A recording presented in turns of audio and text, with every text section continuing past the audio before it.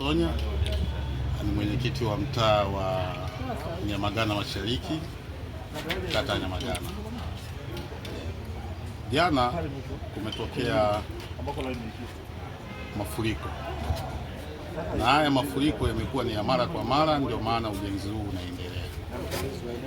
Na katika mafuriko ya jana kuna athari ambazo zimekuwa zinatokea huko nyuma na sasa zimesababisha kufikia jengo hilo kuanza kuchukuliwa foundation hiyo ya chini kwenye msingi, na wakati wowote wasipokuwa makini hawa mainjinia, hii nyumba inaweza ikashuka chini, ambayo ni kipande cha pili ambacho tuna mashaka inawezekana ikawa si sehemu ya ramani ya nyumba hizi za Agakhan Flat.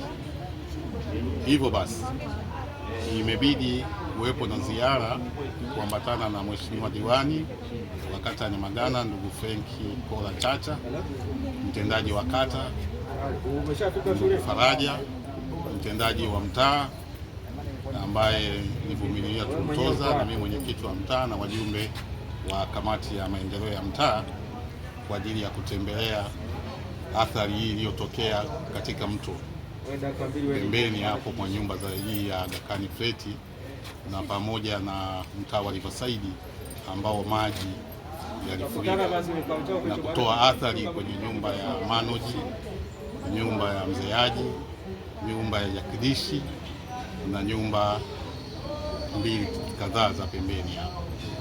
Hivyo kwa sasa tuko kwenye ziara hiyo, ndio tuleta katika maeneo haya.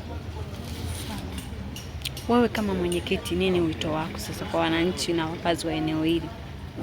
Wito wangu wawe makini kulingana na hali ya sasa ya mvua hizi na haya ambayo yanaendelea kwenye ujenzi na uchimbaji huu. Tusogee mita kadhaa kuliko kukaa katika maeneo haya ambapo yana athari. Mfano, hii nyumba ambayo tunayoizungumzia, juzi tumeamua kuambia watu wanaoishi hiyo nyumba wote watoke, wasiishi humo hiyo nyumba. Tumebaini kwamba kuna watu wawili wanaoishi, tumetoa amri ya kwamba waondoke ili nyumba isije kabomoka ikawakuta wao kama maafa zaidi.